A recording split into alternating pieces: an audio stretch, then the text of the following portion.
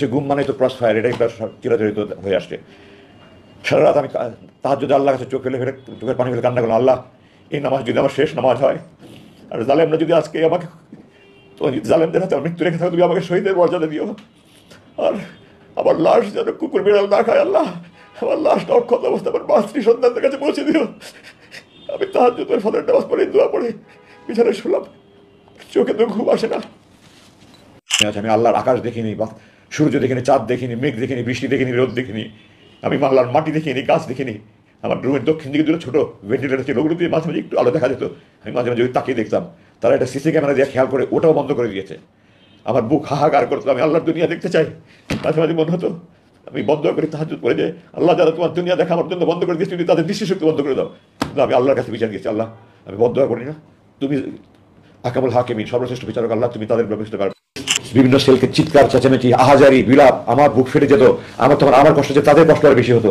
আমি আল্লাহ করতাম, আল্লাহ তুমি ব্যক্তিদেরকে সাহায্য করো, আল্লাহ তুমি তাদেরকে ধৈর্য সহযোগ শক্তি দাও, তাদের পরিবারের প্রতি ভ্রমণ করো, আল্লাহ তুমি মজলুমদেরকে মুক্তি দাও। সারা রাত বিলাপ করছে, সারা রাত কান্নাকারি করছে, সারা রাত আহাজারি করছে, চিৎকার চেঁচামেচি করছে, এগুলো সহ্য করার মতো নয়। আল্লাহ যে আমাকে এখন মানসিকভাবে সুস্থ রেখেছে কি আল্লাহর রহমত, আমি যে মানসিকভাবে পাগল হয়ে যাইনি। প্রতি রাত ক্রসফায়ারের আতঙ্ক নিয়ে একটা মানুষ যদি দিনের পর দিন বছরের পর বছর আল্লাহর কাছে দোয়া করে, আল্লাহ এটা যদি আমার শেষ নামাজ হয়, আজকে যদি মৃত্যু হয়, আমাকে শহীদের মর্যাদা যদি আমার লাশ অক্ষত অবস্থায় আমার পরিবারের কাছে পৌঁছে দিয়ে মাতৃ সন্তানের কাছে, মানুষের অনুভূতি কি হবে? পৃথিবীর সমস্ত কবি সাহিত্যিক মিলে সারা জীবন লেখা শেষ করতে পারবো না, আমি আমার ভাষা প্রকাশ করতে পারবো না। এত কিছুর মধ্যে আমি নিরাশ হইনি। কোরআনে আল্লাহ বলেছে, লা তাকনাতু মির রাহমাতিল্লাহ, তোমরা আল্লাহর সাহায্য দিয়ে নিরাশ হয় না। হতাশা এসেছে, বিষণ্ণতা এসেছে, দিনের পর দিন খাবার খাইনি, মন ভেঙে একেবারে চুরমার হয়ে গেছে, আমি আল্লাহর সাহায্য থেকে নিরাশ হইনি। আল্লাহর সাহায্য থেকে নিরাশ হইনি। আল্লাহ আপনাদের দোয়ায় আমাকে সেই শক্তিটা দিয়েছিলেন, এবং আল্লাহর শক্তি দেওয়ার ফলেই এই ছাত্র জনতার এই গণবিপ্লবের মাধ্যমে যে বিজয় অর্জন হয়েছে, এরপরে আমাকে তারা মুক্তি দিতে বাধ্য হয়েছে। টাঙ্গাইল যমুনার রাস্তায় এলেঙ্গার রাস্তার পাশে নিয়ে আমাকে চোখ হাত বেঁধে ছেড়ে দিল, আমাকে কিছু টাকা দিল, আপনার বাস ভাড়া। তোমার বললাম এটা কোথায়? ওই যে সামনে বাস স্ট্যান্ড আছে, ওই দিকে পিছন দিক থেকে গাড়ি আসবে, আপনি বাস স্ট্যান্ডে গেলে যেতে পারেন। আমাকে কিছু টাকা ভাড়া দিয়ে দিল, বললো আপনি মুক্তি। নেমে আমার এই আগামী প্রকাশ করতে পারবো না, আমি আকাশের দিকে চাকে চিৎকার, আল্লাহ আকবার, আলহামদুলিল্লাহ, আল্লাহ তুমি রহমান রহিম, তুমি করিম, আল্লাহ আমি তো 8 বছর পরে তোমার আকাশ দেখছি, তোমার তারা দেখছি, তোমার মেঘ দেখছি, তোমার চাঁদ দেখছি, আল্লাহ মাটির দিকে থাকে বলবো, আল্লাহ তোমার মাটির মানুষ আমি, তুমি আমার সে মাটি দেখাচ্ছ 8 বছর পরে। আমি রেগে উত্তেজনায় কতক্ষণ মধ্যে বলতে পারবো না, তখন হঠাৎ করে মাথা চোখ অন্ধকার হয়ে আসলো। আমি এখানে বলতে চাই, আমার মূল দুটা কারণে তারা আমাকে ধরে রেখেছে। এক, আমার পৈতৃক পরিচয়, আমার পারিবারিক পরিচয়। 2, আমি ভারত বিরোধী, এবং এটা স্পষ্ট যে আমি বিদেশি চক্রের গভীর ষড়যন্ত্র শিকার হিসাবে তারা আমাকে আটকে রেখেছিল। মুক্তির সিদ্ধান্ত দেওয়ার পরেও বিদেশি প্রভুদের হুকুমে আমাকে আটকে রাখা হয়েছিল। দর্শক, আপনারা জানেন সাবেক আমির অধ্যাপক গোলাম আজমের ছেলে ব্রিগেডিয়ার আমান আজমিকে এই স্বৈরাচারী শাসক হাসিনা তাকে গুম করে আয়না ঘরে বন্দি করে রেখেছিল।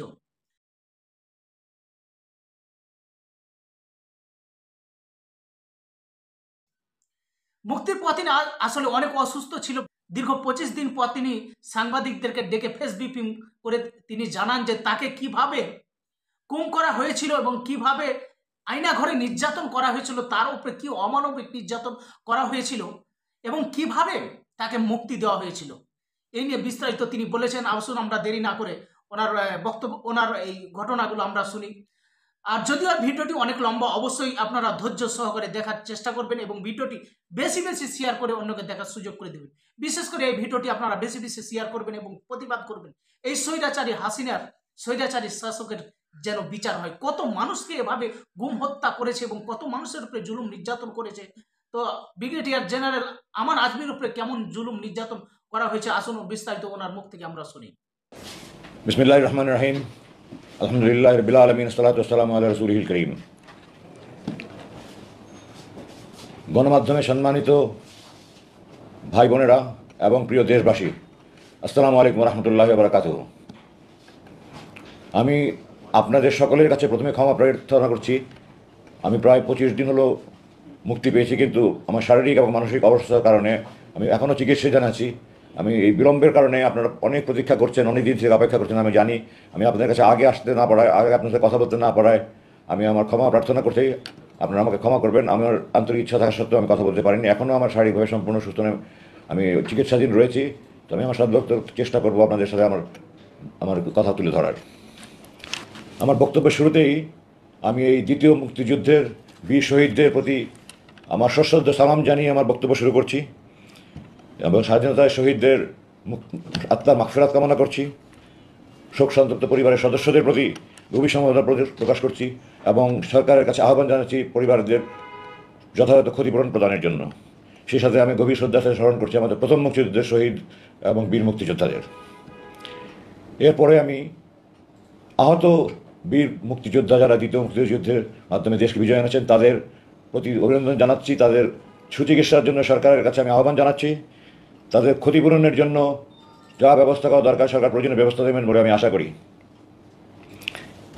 বৈষম্য বিরোধী ছাত্র আন্দোলনের বীর শিরোনামী সহ ছাত্র জনতার এই গণবিপ্লবের মাধ্যমে অর্জিত এই দ্বিতীয় স্বাধীনতার স্থপতিদের প্রতি আমার প্রাণ ঢালা অভিনন্দন। আপনাদের প্রতি আমার উপর আমার পরিবারের পক্ষ থেকে কৃতজ্ঞতা। আপনারাই আমাকে এই মৃত্যুকূপ থেকে বের করে নিয়ে এসেছেন, না হলে হয়তো আমাকে কতদিন এই মৃত্যুকূপে থাকতে হতো আল্লাহ জানে। আমার 29,794 ঘন্টার সেই নির্মম জীবন থেকে আপনারা আমাকে মুক্তি দিয়েছেন। এই জন্য আমি আপনাদেরকে আন্তরিক অভিনন্দন জানাই আমার পরিবারের পক্ষ থেকে। আপনাদের ঋণ শোধন করে কোনোদিন শোধ করতে পারবো না। আমাদের দ্বিতীয় মুক্তিযুদ্ধের এই বীর শহীদরা এবং ছাত্র জনতা দেখিয়ে দিয়েছে বাংলাদেশ কী করতে পারে। বাংলাদেশ অপার সম্ভাবনার দেশ। এটা সমস্ত বিশ্বের কাছে, সমস্ত জালিমদের কাছে একটা বার্তা পৌঁছে দিয়েছে যে জালিমরা কোনো দিন স্থায়ী হতে পারে না, জুলুম কোনো দিন স্থায়ী হতে পারে না।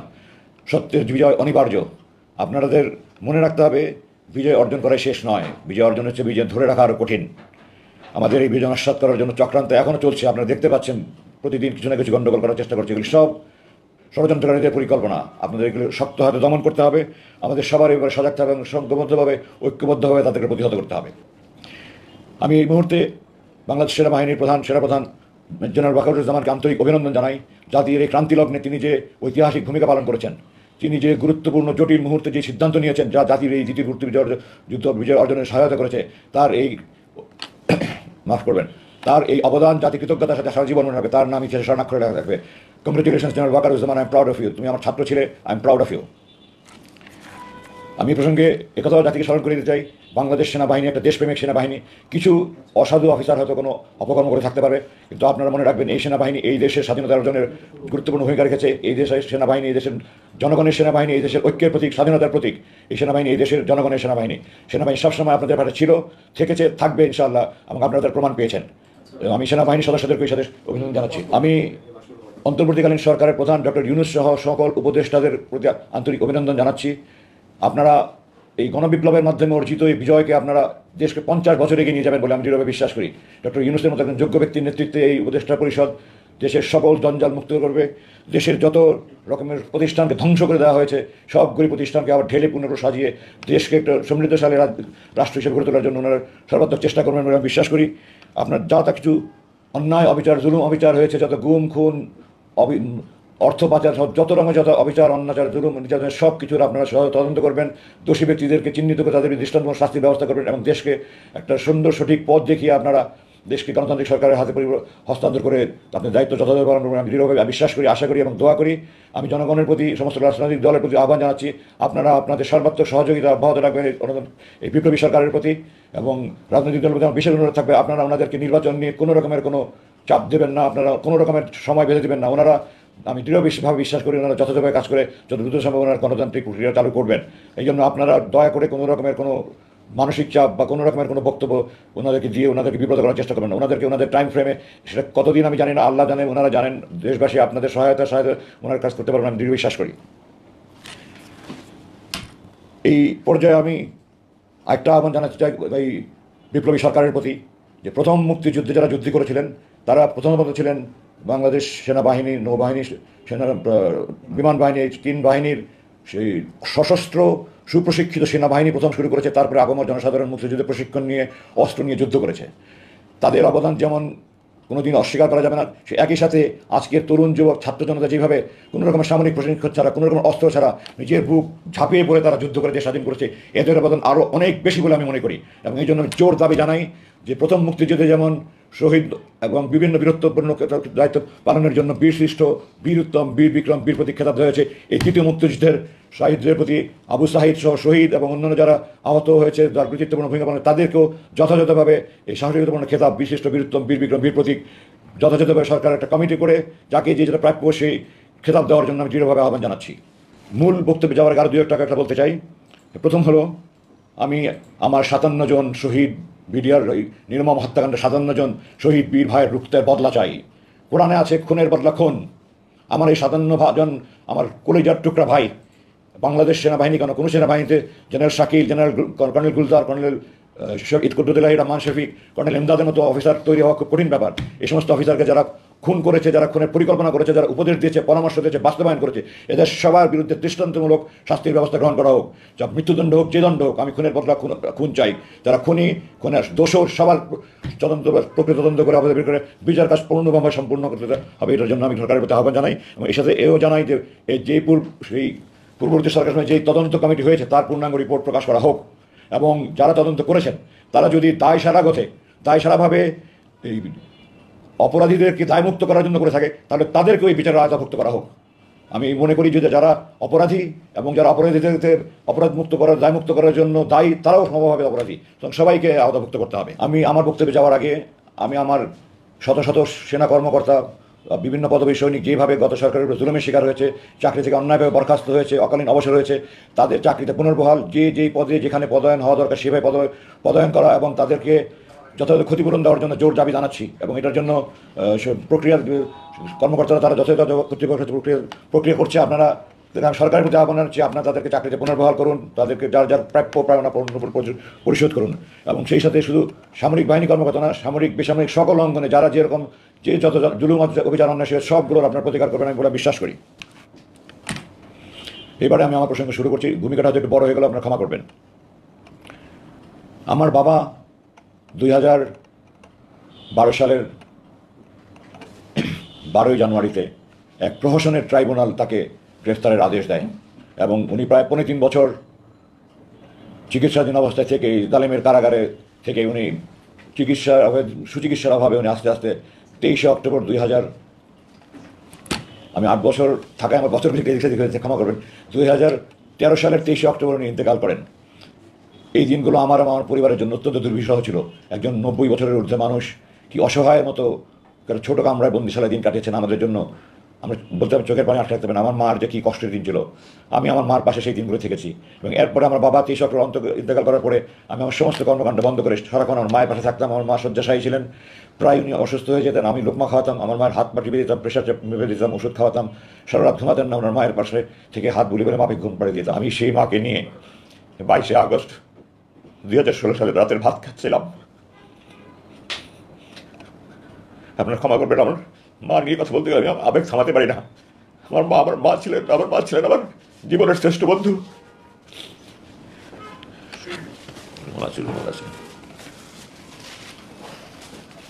আমি আমার মার সাথে খেতে বসেছিলাম।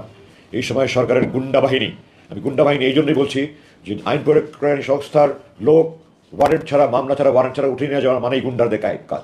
সুতরাং যেই করুক না কেন সে গুন্ডা, এবং এটা করেছে সরকারের যেই বাহিনী হোক, সরকারি গুন্ডা বাহিনী। সরকারের গুন্ডা বাহিনী আমার বাসায় আসে এবং তাদের মধ্যে যাকে আমার একজন অফিসার বলে মনে হয়েছে, আমি 30 বছর একটা বাহিনীতে চাকরি করেছি, আমি পোশাক দেখলে বলতে পারি কে অফিসার, কে নিম্ন পদবী কর্মকর্তা। তো যাকে আমার অফিসার বলে মনে হয়েছে সে আমার সাথে অত্যন্ত দুর্ব্যবহার করেছে, আমাকে তুই করে কথা বলেছে, আমার সাথে চরম দুর্ব্যবহার করেছে। আমি তাদেরকে জানতে চাইছি আপনারা কারা, আপনাদের পরিচয় কী, আপনাদের পরিচয়পত্র দেখান। তারা আমার কথার জবাব দেয়নি। আমি বলেছি আপনার আইন প্রয়োগের সংস্থা নাকি, আপনাদের আইন সংস্থা, আপনার পরিচয়পত্র দেখান। কোনো জবাব দেয়নি। আমি জিজ্ঞাসা করেছি আমার বিরুদ্ধে কোনো মামলা আছে, কোনো ওয়ারেন্ট আছে? মামলা ওয়ারেন্ট ছাড়া আমাকে আপনারা গ্রেফতার করতে পারেন না, আপনারা আমাকে উঠিয়ে নিতে পারেন না, আপনাদের পরিচয়। তারা আবার কোনো কথার জবাব না দেখালে বলছে হাত দেন, হাত দেন, হাত দেন, হাত দেন, হাত করা হাতে নিয়ে বসে আছে, হাত দেন, হাত দেন, হাত দেন। এবং এই পর্যায়ে যে অফিসার একটা অসভ্য, তার পারিবারিক কোনো শিক্ষা আছে বলে আমি মনে করি না, কোনো ভদ্রলোকের মানুষ এরকম করতে পারেন। আমার মতো একজন ব্রিগেডিয়ার জেনারেলকে সে তুই তাকারি করে কথা বলেছে, সে মানে খালি আমার গায়ে হাত তুলে নিয়ে বাকি এমন দুর্ব্যবহার করেছে। এবং শেষ পর্যন্ত আমি আমার সম্মান বাঁচানোর জন্য আমি হাত উঠিয়ে দিচ্ছি, নাহলে তারা আমার গায়ে হাত উঠিয়ে দিত। আমি হাত দিয়েছি, হাত বেঁধেছে, আমার চোখ বেঁধেছে, চোখ বেঁধে আমাকে নিচে গাড়িতে গিয়ে উঠিয়েছে, মাইক্রোবাসে নিয়ে উঠিয়েছে। এবং তখন পর্যন্ত আমি বলছি বারবার যে আমি সাবেক ব্রিগেডিয়ার জেনারেল, আমার জানার অধিকার আছে, আপনারা কারা কেন নিচ্ছেন। তখন আমাকে তুই তাকারি করে কথা বলেছে, তোর সেনাবাহিনী, তোর এটা সেটা এইভাবে কথা বলেছে আমাকে। তারপরে গাড়িতে নিয়ে আমাকে মুখোশ পরিয়েছে, পরে তারা আমাকে বাড়ি থেকে নিয়ে গেল। এখন আমি ফিরে এসে আরও যা জানতে পারছি সেটা হলো তারা আমার স্ত্রীর সাথে চরম দুর্ব্যবহার করেছে, তাকেও তারা উঠিয়ে নিয়ে যেতে চেয়েছিল এবং তার সাথে চরম দুর্ব্যবহার করেছে। তাকে এক পর্যায়ে গায়ে হাত দেওয়ার মতো অবস্থা হয়েছিল।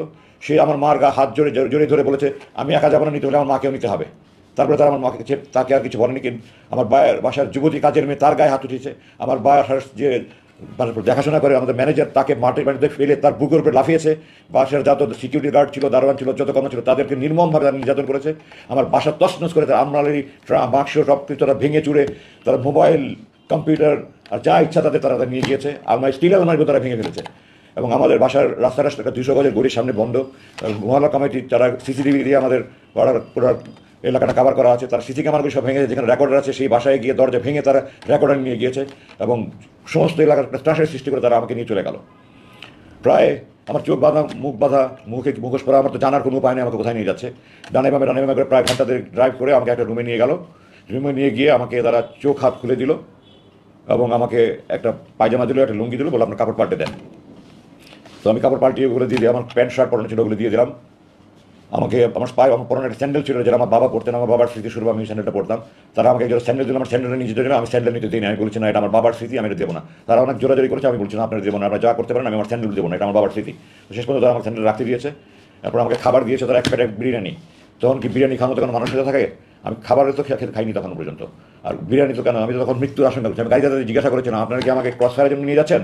তো আমার পাশে থেকে একজন বললো না, আমাদের উপরস্থ কর্তৃপক্ষ আপনাদের কথা বলবে, কথা বলা শেষ হলে আপনাকে দিয়ে যাবো আমরা। রাতে আমাকে দিয়ে গেলো। আমি নামাজ আসায় আগে পড়েছিলাম। ভোর রাতের দিকে আমি টয়লেটে গিয়ে তাহাজ্জুদ ওযু করে সে তাহাজ্জুদ নামাজ পড়লাম, ফজর নামাজ পড়লাম। আমার রুম থেকে আমাকে টয়লেটে নিয়ে যাওয়ার পথে প্রায় 50 কদম যেতে হতো। আমার 2 হাত বেঁধে, চোখ বেঁধে, তারপর মুখোশ পরিয়ে আমাকে নিয়ে যেত। টয়লেটের ভিতরে গিয়ে খুলে দিত। বাড়িতে তারা স্টিলের দরজা বন্ধ করে তালা মেরে রাখতো। আমার কাজ শেষ হলে আমি নক করলে তারা দরজা খুলে এসে আবার চোখ বেঁধে, হাত বেঁধে, মুখোশ পরিয়ে নিয়ে আসতো। রুমে এসে আমি তাহাজ্জুদ পড়লাম। তাহাজ্জুদ পড়ে আল্লাহর কাছে খুব কান্নাকাটি করলাম। আর সারা রাত তুমি এই আতঙ্কে আছে। পায়ের আওয়াজ শুনলে আমি মনে করছি এই বুঝে আমাকে ক্রস ফায়ার নিয়ে যাচ্ছে, এই বুঝে আমার ক্রস ফায়ার নিয়ে যাচ্ছে। আমাদের সে ঘুম মানেই তো ক্রস ফায়ার, এটাই চিরাচরিত হয়ে আসছে।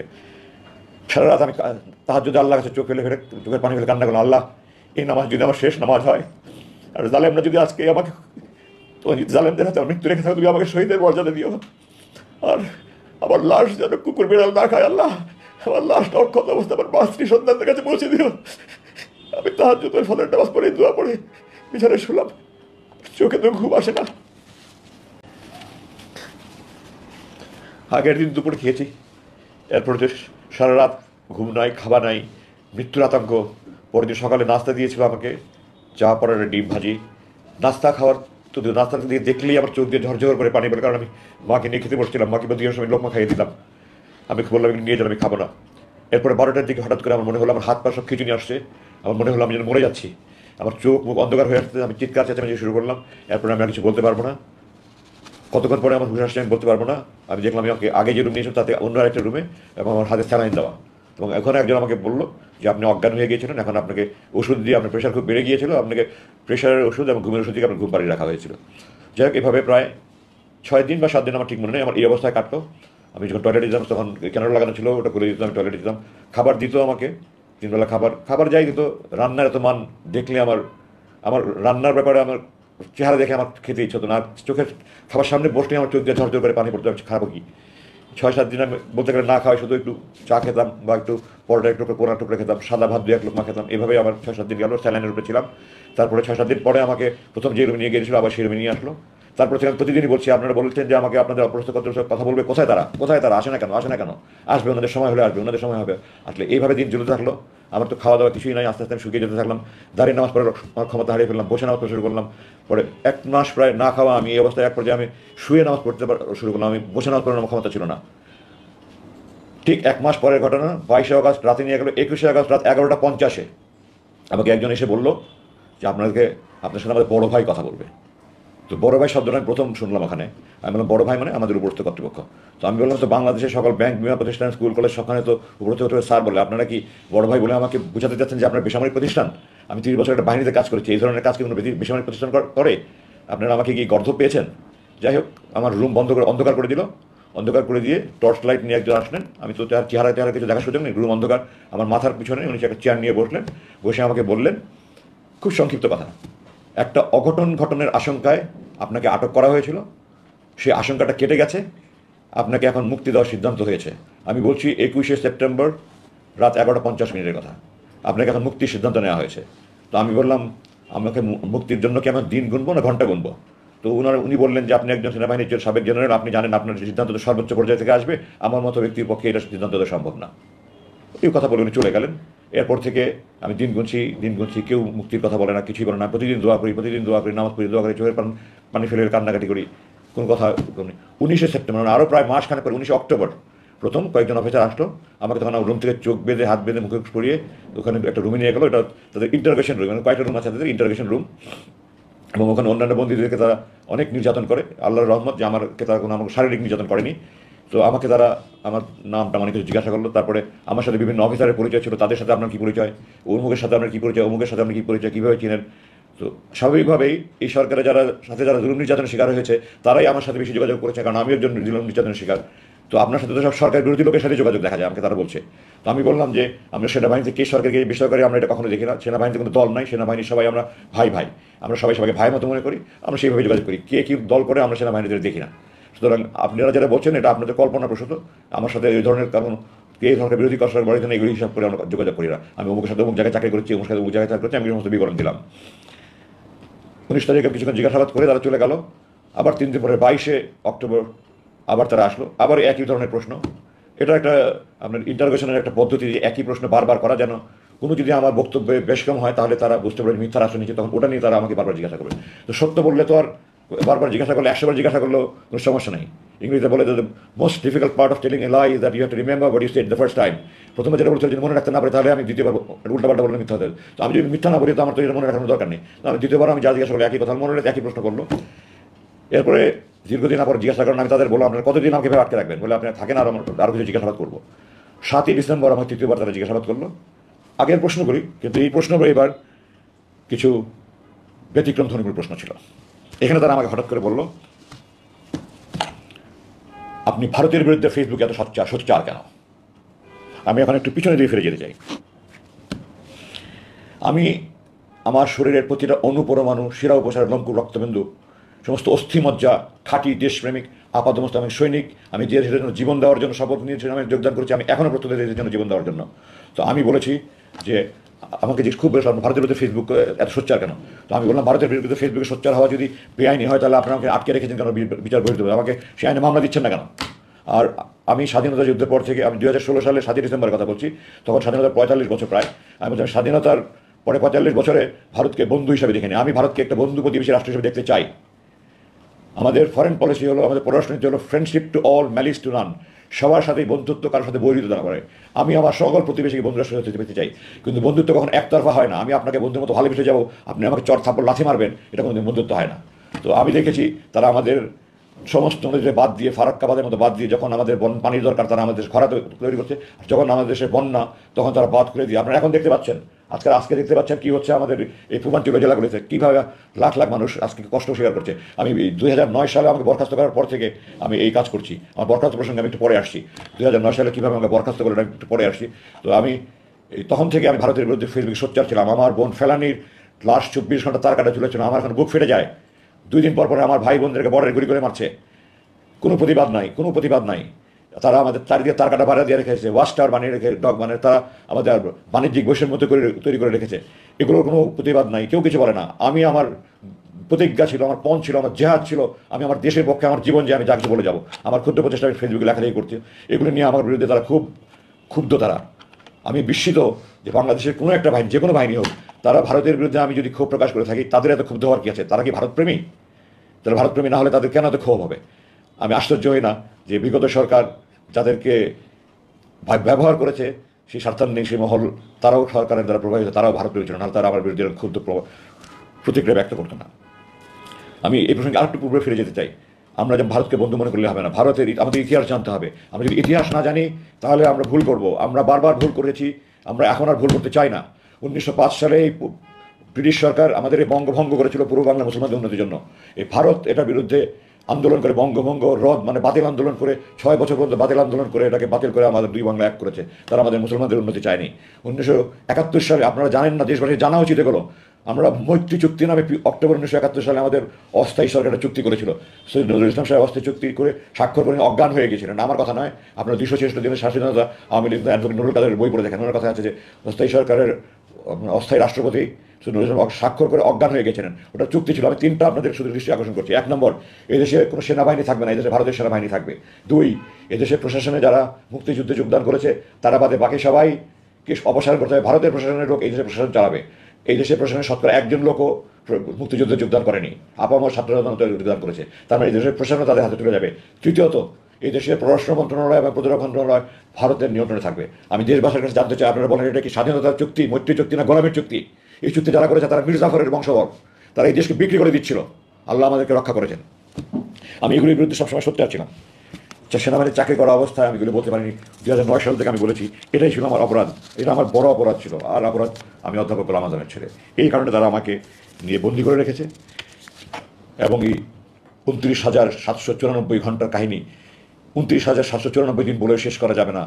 সেই নির্মম কারাগারে আল্লাহ আমাকে চোখ দিয়েছেন, আল্লাহর পৃথিবী দেখার জন্য অধিকার আমার সেই অধিকার কেড়ে নেওয়া আছে। আমি আল্লাহর আকাশ দেখিনি, বা সূর্য দেখিনি, চাঁদ দেখিনি, মেঘ দেখিনি, বৃষ্টি দেখিনি, রোদ দেখিনি, আমি আল্লাহর মাটি দেখিনি, গাছ দেখিনি।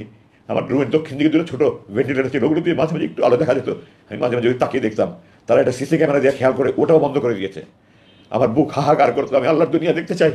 মাঝে মাঝে মনে হতো আমি বন্ধ করে তাহাজ্জুদ পড়ে যে, আল্লাহ যারা তোমার দুনিয়া দেখা আমার জন্য বন্ধ করে দিয়েছি, তুমি তাদের দৃষ্টিশক্তি বন্ধ করে দাও। কিন্তু আমি আল্লাহর কাছে বিচার দিয়েছি, আল্লাহ আমি বদ্ধ করি না, তুমি আকামুল হাকিমিন, সর্বশ্রেষ্ঠ বিচারক, আল্লাহ তুমি তাদের ব্যবস্থা নিও। আমি দেশবাসী হিসেবে বলতে চাই, আপনারা যদি মনে করেন আমি ভারতের বিরুদ্ধে প্রতিবাদ করে অন্যায় করেছি, এটা খারাপ কাজ করেছি, দেশ বিরুদ্ধে করেছি, আমাকে ফাঁসিয়ে দেন, আমি হাসতে হাসতে ফাঁসির মধ্যে যাবো, আমি দৃঢ়ভাবে বলছি। আর যদি আপনারা মনে করেন আমি দেশপ্রেমিক হিসেবে সঠিক কাজ করেছি, তাহলে যারা আমার উপর জুলুম করছে তাদের বিরুদ্ধে আমি সরকারের কাছে বিচার চাই, আপনাদের কাছে বিচার চাই। আপনারা এদেরকে খুঁজে বের করুন, এদেরকে একটা একটা করে বিচার করে তাদের যদি যার যে প্রাপ্য শাস্তি তা সেই আপনার শাস্তি প্রাপ্য দেবে। সরকারের কাছে আহ্বান জানাই, আপনারা আমাকে সহ যত রকমের যত গুম খুন ধর্ষণ রাহাজানি যত অন্যায় বিচার জুলুম হয়েছে, এই সবগুলির দোষী ব্যক্তিদের শাস্তি পূর্ণাঙ্গ বিচার করে মৃত্যুদণ্ড হোক, যে দণ্ড হোক, আপনার সেই দণ্ড প্রদান করেন। আমার ওখানে দিনগুলো কীভাবে কেটেছে এগুলো আমি মনে করে আমার বুক ফিরে যায়। আমি এগুলি ওই দুর্ধর্ষ ওই বিভীষিকাময় দিনগুলোর কথা মনে করতে চাই না। আমার চোখ 41,000 বারের মতো আমি হিসাব করেছি এই 8 বছরে মোট 41,000 মতো আমার হাত করা পড়েছে। আমার হাতের এখানে শত শত দাগ হয়ে গেছে। আমার চোখের এখানে চোখ এত জোরে বাত, চোখের মনি মনে হয় ফেটে যাচ্ছে। আমি অনুরোধ করতাম একটু ঢিলা করে বাঁধেন, একটু ঢিলা করে বাঁধেন। আমার চোখের মনি ব্যথা হচ্ছে, আমার নাককে চাপ পড়ছে, আমি শ্বাস নিতে পারছি না। কোনো মায়া দয়াহীন ছিল না। আর কষ্ট লাগতো যে ছেলেগুলি রুমে আমাকে খাবার দিত বা আমাকে টয়লেটে নিয়ে যাওয়া আসা করতো, সেই ছেলেগুলি, আমি যখন 1981 সালে কমিশন হই, যে সৈনিক আমার বুট পালিশ করতো তাদের নাতির বয়সে ছেলে, আমার বড় সন্তান থেকে 10-12 বছরের ছোটো ছেলে, তারা আমাকে ধমকের সুরে হুকুমের সুরে কথা বলতো। আমার সমস্ত শরীর আগুন জ্বলতে, কিছু করতে পারতাম না, প্রতিবাদ করতে পারতাম না। ওখানে দৈনন্দিন প্রশাসন দেখার জন্য একটু সিনিয়র লেভেলের, আমার ধারণা তারা ওই হাবিলদার পর্যায়ের হবে। আমি তাদের কাছে বারবার অনুরোধ করেছি। 2-1 জন ছিল একটু সহানুভূতির ছিল, 2-1 জন ছিল তারাও সুরভেদারও আমার সাথে চরম দুর্ব্যবহার করেছে। এক পর্যায়ে এমন হলো যে একটা ছেলে বারবার দুর্ব্যবহার করছে, আমি তাকে বারবার পরিবর্তন করার কথা, তাকে পরিবর্তন করছে না। আমি সুরভেদারকে বললাম যে আপনারা যদি একে পরিবর্তন না করেন তাহলে আমার খাবার সময় যদি তার ডিউটি থাকে আমি খাদ্য বর্জন করবো। এখন সুরভেদার আমাকে হুমকি দিল, আপনি যদি খাদ্য বর্জন করেন তাহলে প্রতিবেলা খাবার সময় আমি তাকে ডিউটি দেবো। এবং সে সেটা বাস্তবায়ন করেছে। আমি 2 দিন শুধু মুড়ি পানি খেয়ে থেকেছি, কারণ যখনই আমার নাস্তার সময় তাকে ডিউটি দেয়, যখনই আমার দুপুরে খাবার সময় তাকে ডিউটি দেয়, যখনই আমার রাতের খাবার সময় তাকে ডিউটি দেয়। ডাক্তার কিছুদিন, এটা গত বছর শেষের দিকের কথা বলছি, আমার কথা একটু আগে পিছু হয়ে যাবে, কিছু ক্ষমা করবেন আমাকে। তো ডাক্তার গত জানুয়ারি মাসের 19-20 তারিখের দিকে আমার দেখতে আসলো। প্রথম দিকে প্রায় 1 মাস পর পর দেখতে আসতো, এরপরে বছরখানেক পর থেকে 2 মাস পর পর দেখতে আসতো, বছর 3 পর থেকে 3 মাস পর পর দেখতে আসতো, শেষ পর্যন্ত 3 মাস পর পর দেখতে আসতো। তো গত জানুয়ারি মাস রাতের 19-20 তারিখে আমার দেখতে আসলেন, আমাকে বললেন আপনি কেমন আছেন। আমি বললাম ডাক্তার সাহেব, বললাম ডাক্তার সাহেব আপনাকে হাত জোর করে বলছি আমার শারীরিক চিকিৎসা দরকার নেই, আপনি আমাকে মানসিক নির্যাতন থেকে রক্ষা করেন, আমি সহ্য করতে পারি না। এই যে যারা আমার বুট পালিশ করেছে তাদের নাতির বয়সী ছেলেরা আমার সাথে যেই ব্যবহার করে, আমার বাবা মা, আমার বড় বোন, আমার কোনো বোন নেই, আমরা 6 ভাই, বড় 3 ভাই, আমার চাচা চাচি, মামা মামি, খালা খালি, খালু ফুফা ফুফু, মোট 35 জন। এই 35 জন মিলে সারা জীবনে আমার সাথে দুর্ব্যবহার করেনি। একটা ছেলে শুধু কয়েক মাসের মধ্যে দুর্ব্যবহার করেছে। আমি সেনাবাহিনী চাকরি তো সিনিয়র কর্তৃক দুনিয়াতে বকাঝকা দেওয়া, এটা যে কোনো বাহিনীতে হয়ে থাকে। আমার 35 বছর সেনাবাহিনী চাকরিতে আমার সিনিয়র আমাকে এত বকাঝকা করেনি, একটা ছেলে আমার সাথে এত দুর্ব্যবহার করছে। আমি সুপারভাইজারকে বারবার বলেছি আপনি তাকে দয়া করে পরিবর্তন করেনি। আমি ডাক্তার সাহেবকে সব বললাম, আমি তাকে যখন বলেছি যে আমি খাদ্য বর্জন করবো, সে তখন বলেছে আমি তাকে বারবার ডিউটি দিব, এবং সে হুমকি বাস্তবায়ন করেছে। তারপরে ডাক্তার সাহেব দয়া বরাবর উনি উদ্বস্ত কর্তৃপক্ষ করে ওই সুপারভাইজার ওই সৈনিককে পাল্টে দিয়েছে। তো আমার এই কষ্ট আমি আপনাদেরকে ভাষায় প্রকাশ করতে পারি না, প্রকাশের কোনো ভাষা নেই।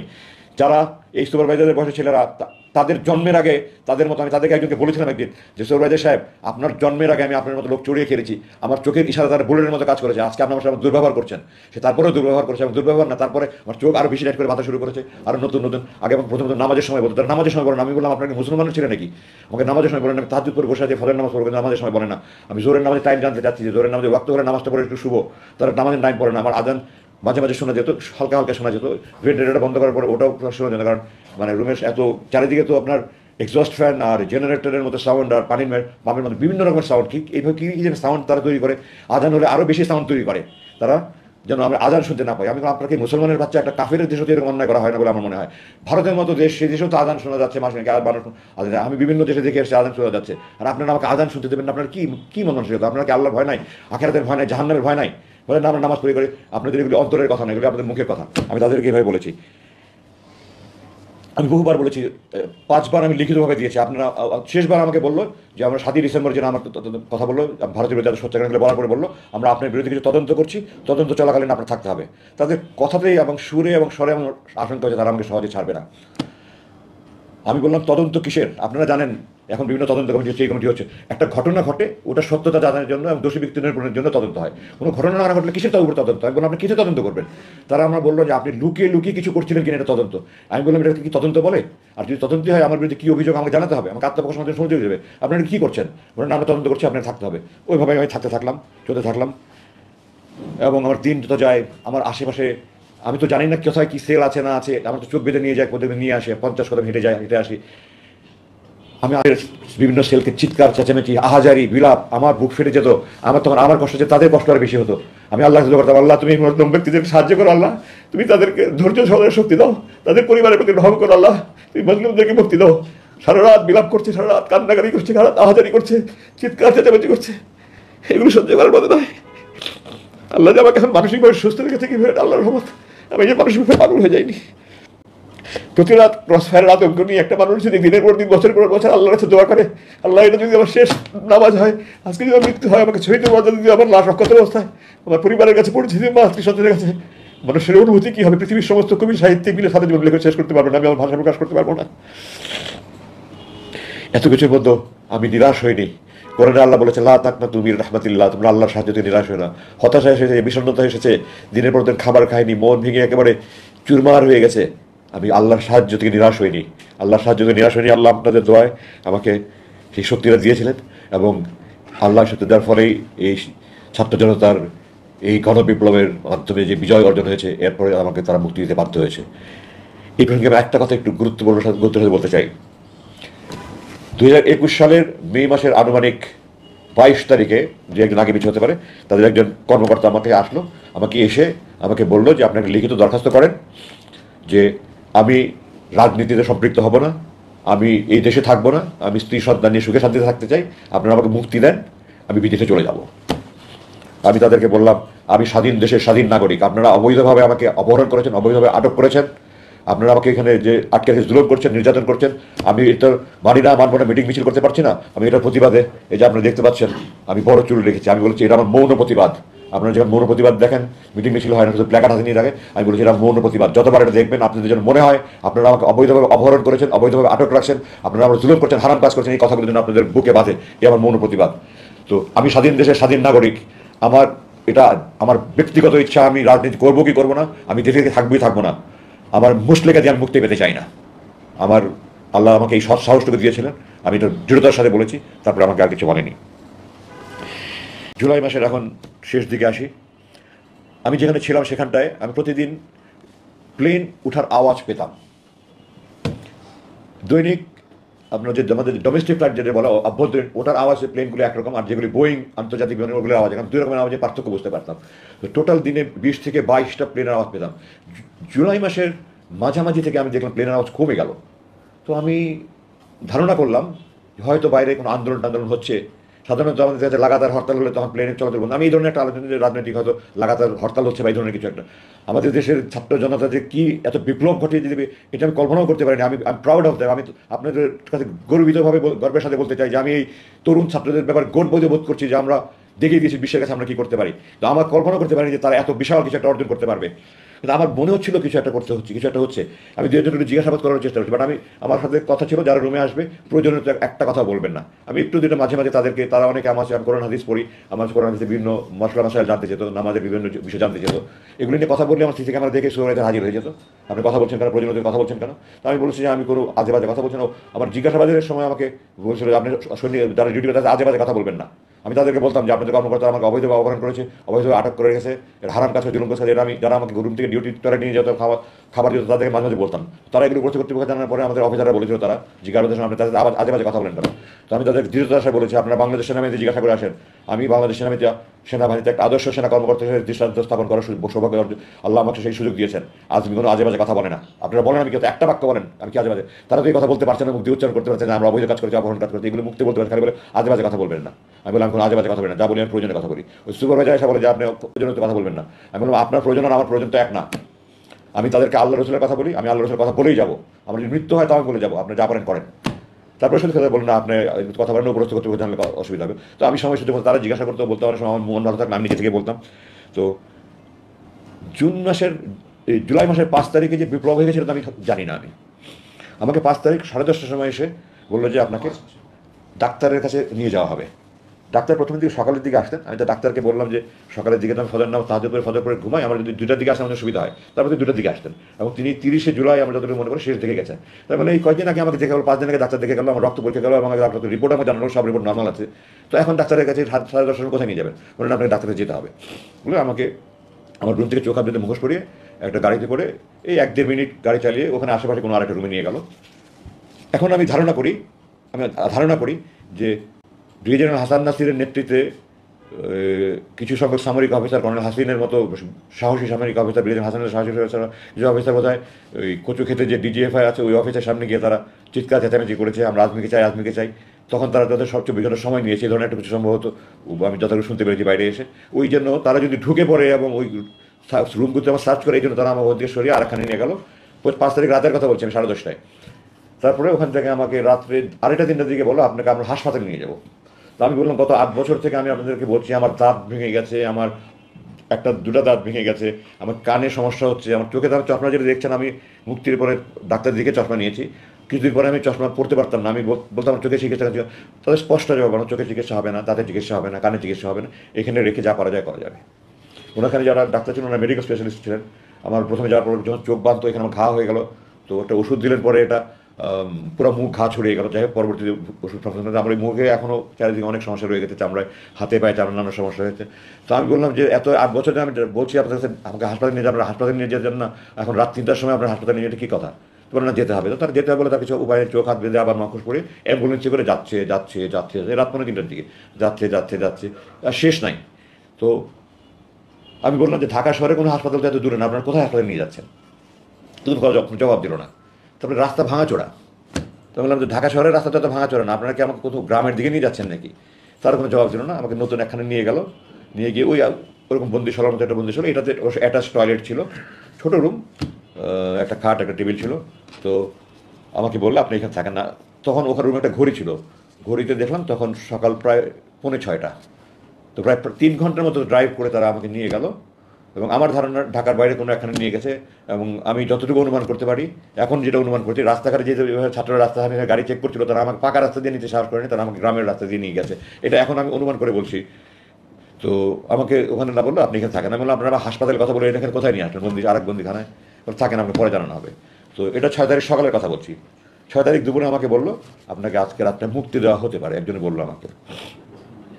আপনার কাপড়ের সাইজ বলেন। তো আমি বললাম তো আমি সাধারণত গার্মেন্টের কাপড় পরি না, আমি সাইজ বলতে পারবো না।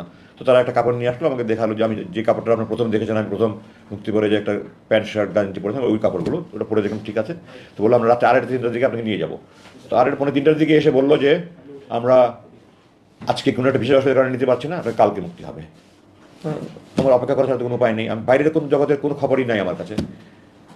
পরের দিন সকালবেলা দুপুরে আমাকে এসে বললো আজকে রাত 9টার দিকে আপনাকে নিয়ে যাবো। আমি সাধারণত 9:30 দিকে ভাত খেতাম, বললো রাত 9টার দিকে আপনি নিয়ে যাওয়া হবে, আপনার 8টার দিকে ভাত দিয়ে দেবো, এর মধ্যে আপনার খাবার টাবার খেয়ে রেডি হয়ে যাবেন। তো আমি সেই অনুযায়ী রেডি হয়ে গেলাম। তখন তো আমি কোথায় নিয়ে যায়, আবার কোথায় নিয়ে মেরে ফেলে, কিন্তু আমি তো কোনো কিছু সব কিছু অনিশ্চয়তার মধ্যে। আমাকে এগুলি ভাওতা দিয়ে আমাকে কোথাও নিয়ে গুম করে মেরে ফেলবে, লাশ কোথায় ফেলে রাখবে, এই আশঙ্কায় তখন থেকে খাবারও মুখে আসে না।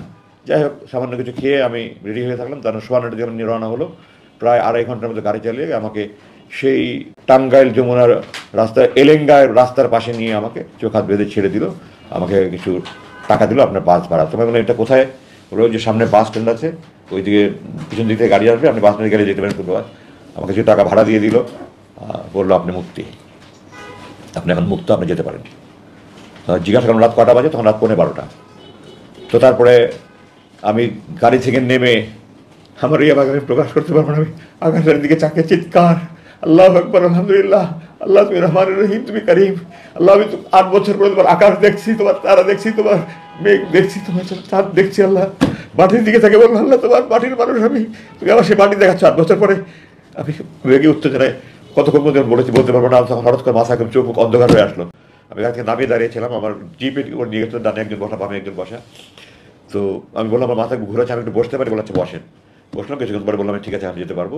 আমি নামলাম, আমার বাবা যে বসা ছিল সে আমাকে হাতে টাকা দিল, আপনি টাকা নেন। তো আমি বললাম এখানে ঢাকার ভাড়া কত? বলে জানি না ঠিক। এখানে কত টাকা? 5,000 টাকা। আমি বললাম আমি আপনাদের টাকার মুখোপক্ষী নেই, আল্লাহ আপনাদের টাকার মুখোপক্ষী করেনি, আমার টাকার দরকার নেই, আমার এখান থেকে ঢাকার ভাড়া যতটুকু শুধু ততটুকু ভাড়া দেন। বললো না আপনি নিয়ে যান, আপনি না যা করেন করেন, আপনি দান করেন, আমাদেরকে টাকা আপনাকে দিতে হবে। তো তাদের সাথে 1 সেকেন্ড কথা বলার মতো আমার রুচি ছিল না। তারা আমাকে নামিয়ে দিয়ে চলে গেল। সবাই মুখোশ করা ছিল, যার ফলে দেখার কোনো সুযোগ নেই। আমি খুব সংক্ষেপে বাকিগুলো শেষ করে দিচ্ছি। মাটিটা একটু এলোমেলো ছিল, উঁচু নিচু ছিল, আমি ঠিকমতো হাঁটতে পারছিলাম না। আবেগে উত্তেজনায় রাস্তা উঁচু নিচু, দুর্বলতার সময় হাঁটতে পারছিলাম না। এর মধ্যে হঠাৎ করে দেখলাম একটা পিছুতে দাঁড়িয়ে এসে ওই সামনে বাস স্ট্যান্ডে দাঁড়ালো। আমার তখন মনে হয় যেন আমি পারলে উড়ে গিয়ে ঝাঁপিয়ে বাসের মধ্যে উঠি। কীভাবে যে আমি 100 গজের মতো রাস্তা দৌড়ে ওই অবস্থা পার হয়েছে আমি এখন কল্পনা করতে পারি না। দৌড়ে গিয়ে জিজ্ঞাসা করলাম আপনাকে ঢাকা যাবেন? আমরা ঢাকা যাবো না, চিটাগাং যাবো। আপনি ঢাকায় কোথায় যাবেন? আমি বললাম আমাকে টেকনিক্যাল মোড়ে যদি নামিয়ে দিতে পারেন বা বাপ্তনি মোড়ে, টেকনিক্যাল মোড়ে নামাবো, আপনি উঠেন। তো আমি বাসে উঠলাম, উঠে পিছনের দিকে গিয়ে একজনের কাছে বললাম যে আমার তো মোবাইল নম্বর, আমার 2টা নম্বর ফোন নাম্বার আমার জানা ছিল, আমার স্ত্রীর নাম্বার আর আমার চাচাতো ভাইয়ের নাম্বার, এই নাম্বার দুটো মনে ছিল। আমি দুজনকে ফোন করে বললাম, তারা আরও লোকজনকে নিয়ে তারা ওখান থেকে টেকনিক্যাল মোড়ে এসে আমাকে ওখানে নামিয়ে নিল। তারপরে তো ওখান থেকে আমি প্রথমে হাসপাতালে নিয়ে আমাকে কিছু চেক আপ করে আমি 7 তারিখ রাতের কথা বলছি, এটা 8 তারিখ ভোর নাগাদ আমি বাসায় গিয়ে পৌঁছালাম। ওই 7 তারিখ 7-8 তারিখ রাতে সারা রাত ঘুম নাই, 8-9 তারিখেও আমার সারা রাত ঘুম নাই, আত্মীয় স্বজন সব আসছে।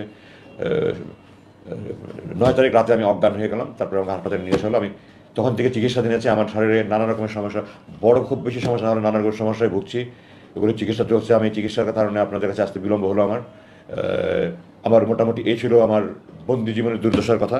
আমি আমার বাকি খুব সংক্ষিপ্ত ভাবে শেষ করবো। আমি এখানে বলতে চাই আমার মূল 2টা কারণে তারা আমাকে ধরে রেখেছে। 1, আমার পৈতৃক পরিচয়, আমার পারিবারিক পরিচয়। 2, আমি ভারত বিরোধী। এবং এটা স্পষ্ট যে আমি বিদেশি চক্রের গভীর ষড়যন্ত্র শিকার হিসাবে তারা আমাকে আটকে রেখেছিল। মুক্তির সিদ্ধান্ত দেওয়ার পরেও বিদেশি প্রভুদের হুকুমে আমাকে আটকে রাখা হয়েছিল। আমি আমার নিজের ঢোল পিটাতে চাই না, কিন্তু আমার বরখাস্ত কাহিনী আপনাদেরকে না বললে আপনারা বুঝবেন না। আমাকে এই সরকার যখন 96 থেকে 2000, এই বিগত সরকার, এর আগে 96 থেকে 2001 আমার বাংলাদেশ সেনাবাহিনীর মিলিটারি একাডেমি যেমন দেখেন প্রশিক্ষণ, ওখান থেকে আমার যে রেজাল্ট, আল্লাহ আমাকে আল্লাহর দয়া বাবার দোয়া করে দিয়েছে। আমার জানা মতে বাংলাদেশ সেনাবাহিনীর এই রেজাল্টকে ভঙ্গ করতে পারেনি। আমার সারা চাকরি জীবনে আমার যে রেজাল্ট করেছি আমার জানা নেই কেউ আমার থেকে ভালো রেজাল্ট করেছে কিনা। আমি মাফ করবেন, আমি কখনো আত্মপ্রচার করেন, প্রশ্ন করে বলছি 96 থেকে 2001 ক্ষমতা থাকাকালীন আমার সম্পূর্ণ সময় আমার এই বিগত সরকার লেফটেন্যান্ট কর্নেল থেকে কর্নেল র্যাঙ্কে, মেজর থেকে লেফটেন্যান্ট কর্নেল র্যাঙ্কে প্রমোশন আটকে রেখেছিল আমাকে। 2001 বিএনপি ক্ষমতা আসার পরে 2002 আমি লেফটেন্যান্ট কর্নেল র্যাঙ্ক পদে প্রমোশন পাই।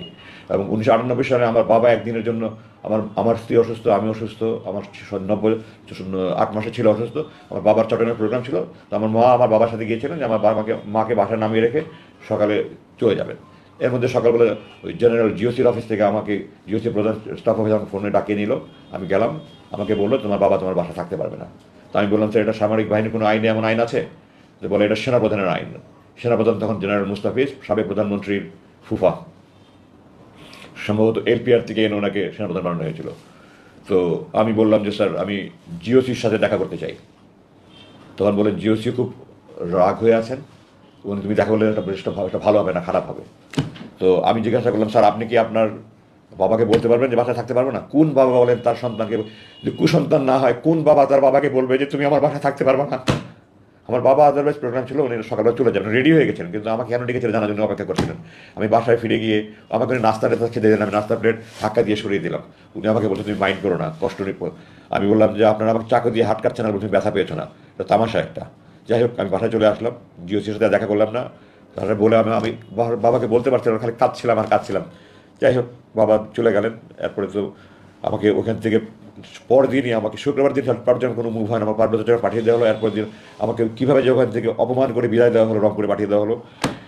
এরপরে 2009 সালে একদিনের মধ্যে বাংলাদেশ সেনাবাহিনীর একজন ব্রিগেডিয়ার জেনারেলের বিদায় সম্বর্ধনা, বিদায় অনুষ্ঠান অনেক জাঁকজমকপূর্ণ। আমাকে একদিনের মধ্যে আমার চাকরি দেখে আমি যত অফিসারকে জিজ্ঞাসা করে দেখে নেই, রাত্রেবেলা নৈশ ভোজে আপনারা আমার ড্রেস থেকে দেখতে পাবেন, সাদা পোশাক পরে ড্রেস, ওরকম পোশাক করে প্যান্ট বাড়ি বাজিয়ে অনেক জাঁকজমক হয়।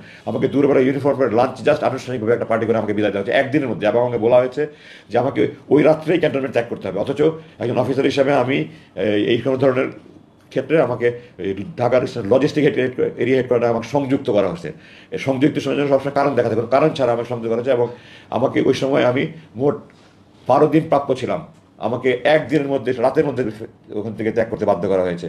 আমি ঢাকায় এসেছি, আমাকে একটা এমন গাড়ি দিয়েছে যে গাড়ি আমি চাকরি জীবনে একজন সেকেন্ড লেফটেন্যান্ট সেই গাড়ি ব্যবহার করে একটা ভাঙাচোরা গাড়ি দিয়েছে। আমার আগে ওখানে একটা জিপ একটা কার ছিল, অথচ একটা ভাঙাচোরা গাড়ি দিয়েছে। এবং আমাকে হুকুম করা হয়েছে যে আমি এই গাড়ি নিয়ে আমি বাসাতে যাওয়া আসা কোনো বাসায় পর্যন্ত গাড়ি নিতে পারবো না। একজন ব্রিগেডিয়ার জেনারেল আমি আজমি, আমার কাছে কোনো অ্যাবসর্গ নেই, আমি সেনাবাহিনী ইউনিফর্ম গড়বার বিষয় আমার ইউনিফর্ম পরে গাড়ির পাঠাতে 200-300 ব্যাংকে উনি অপমানিত করেছেন। আমার বুক ফেটে যেত, আমি আজমি হিসাবে নয়, আমার সেনাবাহিনী এইভাবে অপমানিত হচ্ছে। যে আমাকে 24শে জুন 2009 আমাকে একটা চিঠি দেওয়া হলো যে 23শে জুন 2009 তারিখে সরকারি একটা প্রজ্ঞাপনে এক লাইনের চিঠিতে আমাকে বরখাস্ত করা হয়েছে।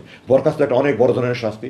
সেনাবাহিনী অফিসাররা অপরাধ করলে 9-10 সঙ্গে শাস্তি হয়, সবচেয়ে বড় মৃত্যুদণ্ড, যেটা সাধারণত বিদ্রোহ হয়, তারপর কারাদণ্ড, তারপর বরখাস্ত, এরপরে নিচে আরও অনেক সাধারণ একটা অপরাধ সংগঠন হতে হয়, একটা তদন্ত হয়, তদন্তে প্রমাণিত হলে কোর্ট মার্শাল হয়, কোর্ট মার্শাল করে তারপরে কোর্ট মার্শালও তাকে হয় র্যাঙ্ক ডাউন করতে পারে, সিনিয়র ডাউন করতে, বরখাস্ত করে না। আমাকে কোনো অপরাধ ছাড়া, কোনো তদন্ত ছাড়া, কোনো কিছু ছাড়া এক চিঠি দিয়ে, নজিরবিহীন পৃথিবীর ইতিহাসে এরকম নেই, আমাকে চাকরি থেকে, আমার এই 30 বছরের বর্ণাঢ্য চাকরি, আমার সমস্ত পেনশনের সমস্ত সুযোগ বন্ধ করে আমাকে সে চাকরি থেকে বরখাস্ত করে দেওয়া হলো, আমার র্যাঙ্ক হরণ করা হলো, পেনশনের সমস্ত সুযোগ বন্ধ করা হলো, এবং তার কিছুদিন পরে চিঠি দিয়ে আমাকে সকল সেনানিবাস প্রবেশ নিষিদ্ধ করে আমাকে অবাঞ্ছিত ঘোষণা করা হলো। আমি জেনারেল ওয়াকারের প্রতি কৃতজ্ঞতা জানাই।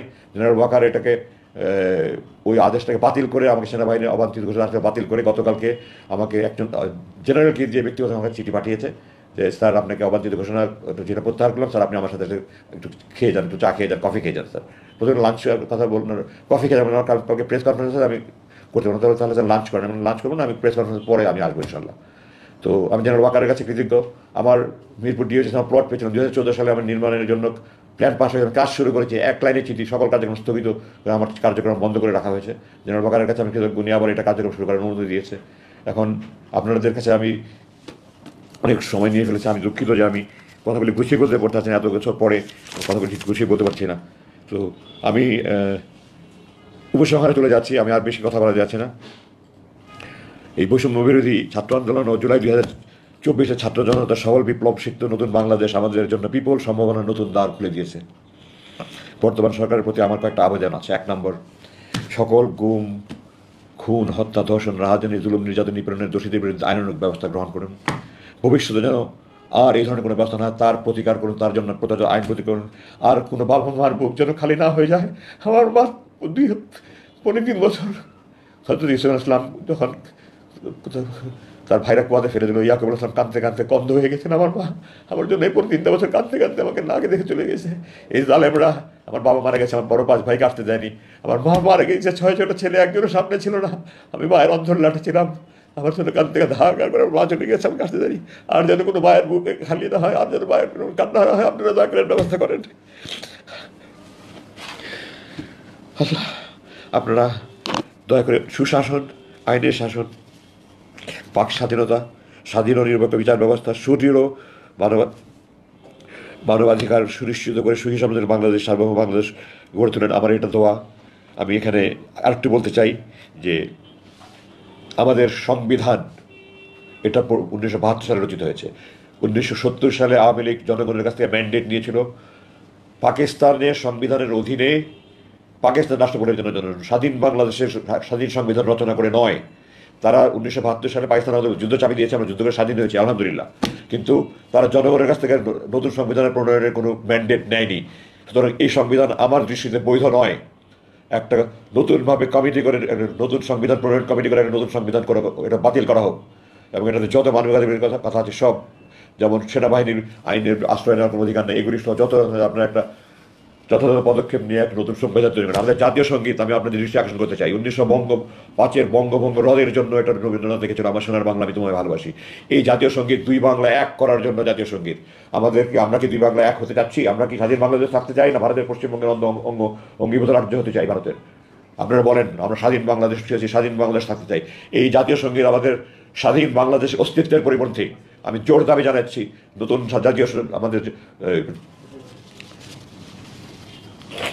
জাতীয় সঙ্গীত আমাদের তৈরি করা হোক। এবং এই মিথ্যার উপরে কোনো জাতির ইতিহাস প্রতিষ্ঠিত হতে পারে না। একজন মুখের কথার উপরে কোনো ব্যক্তির জাতির ইতিহাস, আল্লাহ কোরআনে বলেছেন আল্লাহর একত্বে, আল্লাহর পূর্ণত্বে, আল্লাহর অস্তিত্বে বিশ্বাস করতে হবে, না হলে জাহান্নামে যেতে হবে। আল্লাহর একত্ব, পূর্ণত্ব, অস্তিত্ব বিশ্বাস আল্লাহ শত শত আয়াত নাজিল করেছেন। রাসূল যখন আনসারদের হাতে শপথ নিয়েছেন তাদেরকে বলেছেন আমার যে কোনো ন্যায়সঙ্গত আইন আপনি মানবেন। রসুল জানতেন উনি কোনো অন্যায় আজাদি দেবে না, আনসাররাও জানতো আমরা তিনি অন্যায় দিবেন, তারপরেও এটা উনি রসুল বলেছেন। আর একজন শেখ মুজিব সাহেব উনি 3 লক্ষ বলতে গিয়ে 3 মিলিয়ন বলেছেন, এবং এটাই 30 লক্ষ হয়ে গেছে। একটা জরিপ ছাড়া কোনো রকমের কোনো কিছু ছাড়া 30 লক্ষ মা বোনের শহীদ বলে তারা মানুষের আবেগকে কাজে লাগিয়ে মানুষকে প্রতারণা করেছে। আমি সরকারের কাছে আবেদন জানাই আপনারা জরিপ করে বের করেন, অ্যাকচুয়ালি 30 লক্ষ হোক, 3 কোটি হোক, আপনারা বের করেন। আমার জানা মতে এটা 2,86,000 একটা জরিপ হয়েছিল, এটা 2,86,000 ছিল দেখে তারা প্রচার করেন। ওই 3 লক্ষটাকে 30 লক্ষ বানিয়ে তারা 2 লক্ষ মা বোন ধর্ষিত হয়েছে। এখনও সময় আছে, এখনও সেই 72 লোকজন বেঁচে আছে। আমরা সারা দেশে একটা জরিপ করে এই 3 লক্ষ না 30 লক্ষ 2 লক্ষ মানুষ শহীদ হয়েছে কিনা জাতিকে সত্য ইতিহাস জানতে দিন। আমাদের নতুন প্রজন্মকে মিথ্যার উপরে আপনারা জাতিকে গড়ে তুলতে দেবেন না। দয়া করে আল্লাহর ওয়াস্তে আপনারা যদি দেশপ্রেমিক হন একটা সত্যিকারের জরিপ করে এটা ব্যবস্থা করেন। আমি আমার বক্তব্য আর 1 মিনিট বলে শেষ করতে চাই। আমরা বাংলাদেশে ধর্ম, গোত্র, বর্ণ নির্বিশেষে সবাই বাংলাদেশি। একটা স্বার্থান্বেষী মহল বিভিন্ন ধর্মাবলম্বীদের ধর্ম উপাসনালয় বা তাদের এলাকায় গিয়ে আক্রমণ চালিয়ে বাংলাদেশের ভাবমূর্তি ক্ষুণ্ণ করার চেষ্টা করছে। হিন্দু, খ্রিস্ট, বৌদ্ধ, চাকমা, মারমা নির্বিশেষে আমরা সবাই বাংলাদেশি। আমরা সবাই বাংলাদেশি। মুসলিম অধ্যুষিত হলে আমরা বাংলাদেশি। আমাদের পরিচয় একটাই, আমরা বাংলাদেশি। আমরা ঐক্যবদ্ধভাবে একটা সুসংহত জাতি গড়ে তুলতে চাই। এবং আমি অন্য ধর্মে বিশ্বাস না করতে পারি, আমি জান দিতে প্রস্তুত আছি যেন অন্য ধর্মাবলম্বীরা তাদের ধর্মীয় উপাসনা যথাযথভাবে করতে পারে। আমরা সবাইকে ঐক্যবদ্ধভাবে নিশ্চিত করে যার যার ধর্ম শেষে পালন করবে। আমরা সবাই বাংলাদেশি। আমরা হাতে হাত মিলে আসুন, এদেরকে শক্তভাবে দমন করে আমরা আমাদের স্বাধীন, সমৃদ্ধ, শক্তিশালী বাংলাদেশি মনে করি। আমাদের স্বপ্নের বাংলাদেশ তৈরি, আমাদের প্রাণ দিয়ে বহু প্রাণের বিনিময়ে এই অর্জিত বাংলাদেশ, নতুন দ্বিতীয় বাংলাদেশ স্বাধীনতার যে শহীদ এবং বীরত্বপূর্ণ যারা কাজ করে তাদেরকে যথাযথ খেতাব দিয়ে পুরস্কৃত করে আমাদের যার যার দায়িত্ব পালন করে আমরা একটা সুখী, সমৃদ্ধ, আমাদের প্রাণের বাংলাদেশ, সুখের বাংলাদেশ, সমৃদ্ধশালী বাংলাদেশ গড়ে তুলি। এই আবেদন রেখে আমি আমার বক্তব্য শেষ করছি। আমি দুঃখিত আপনাদের কাছে অনেক বেশি সময় নিয়ে ফেলাম। আমার এত লম্বা সময় না আবেদন ছিল না, কিন্তু আমি আমার আবেগ ধরে রাখতে পারিনি। আপনাদের সামনে 8 বছর কথা বলতে পারিনি, আমার মুখ বন্ধ ছিল। আপনারা ক্ষমা করবেন যদি আপনাদের বেশি সময় নিয়ে থাকি। আপনাদের যদি কোনো প্রশ্ন থাকে আপনারা এখন করতে পারেন। ধন্যবাদ। আসসালাম।